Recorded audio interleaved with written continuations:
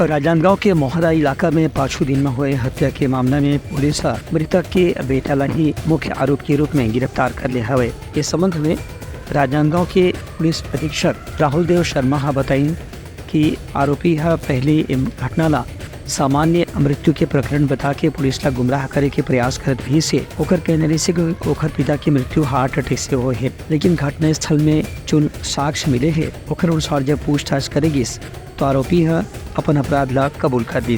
होली के अगले दिन 26 मार्च को मोहारा पुलिस को सूचना मिली थी कि एक व्यक्ति की लाश जो है वो कुपेनवा गांव में पड़ी हुई है। मृतक की पहचान जो है वहाँ पे शेष नारायण वर्मा उम्र 48 वर्ष के रूप में की गई।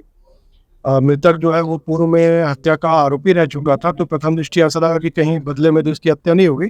बाद में जो है जांच पड़ताल की गई तो इसका बेटे की हत्या संदेहास्पद लगी। बेटा जो है घटना को देखते ही बेहोश हो गया। बेटे के हाथ में चोट के निशान थे। इसके अलावा उसके जब घर की तलाशी ली गई तो उसके कपड़े भी आधे जले हुए अवस्था में मिले। तो प्रथम दृष्टिया जो है सभी संकेत जो है बेटे की तरफ जा रहे थे। बेटे से एक बार हम से पूछताछ की गई तो बेटे ने अपना जो है पिता की हत्या करना स्वीकार किया। बेटे का नाम डोमेश कुमार वर्मा है।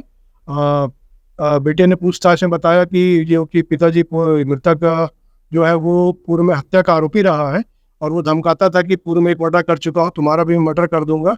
इस टाइप से बेटा थोड़ा दहशत में रहता था। रुपये पैसे को विवाद, कभी शराब पीने को विवाद, इस टाइप के इनके बीच में होते रहता था। मृतक जो है अपनी पत्नी से विवाद करता था। इससे भी पुत्र जो आरोपी डोमेश है वो क्षुब्ध था। तो होली की शाम को इनके बीच फिर से पुनः विवाद हुआ।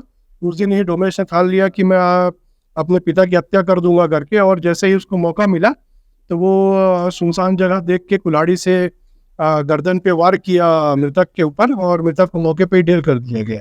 अभी IPC 302 के तहत अपराध कायम कर लिया गया है और आरोपी डोमेश को जो है जेल भेजा जा रहा है। ये मामले में मोहारा पुलिस चौकी के थाना प्रभारी भी आरोपी से पूछताछ लगातार करत रही हैं और कुछ दिन के तलाशी के बाद आखिर आरोपी ने गिरफ्तार कर लेगी। इस संबंध में पुलिस के रिकॉर्ड के मुताबिक ऐसे मामला सामने आया है कि 2010 में भी एक हत्या के मामला में ये अभियुक्त रह चुके हैं और 6 जन दूसरे आरोपी के साथ में जेल में रह चुके हैं। Bureau report, Uttarakhand news.